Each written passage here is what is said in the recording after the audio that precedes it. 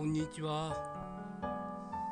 仕事してたんですけども、また今日もすごい風になってきちゃってやめて帰ろうかなと思います。もう少しだけやってみて、ダメでしょう。できないですね、これ以上ね。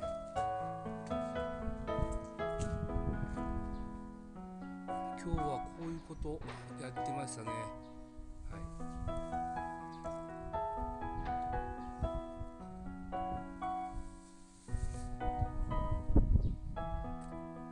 ういうのやってましたね。あともう狭いんで、狭くてあとここわかりますか？下白くなってないんですけど、この面下やって、あ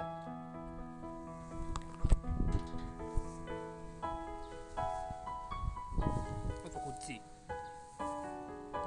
まだ繋いでないんですよ。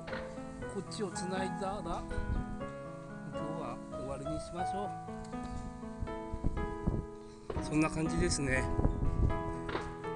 で自宅に戻って気が向いたらなんですけども、ライブするかもしれません。よろしくお願いします。終わります。ピ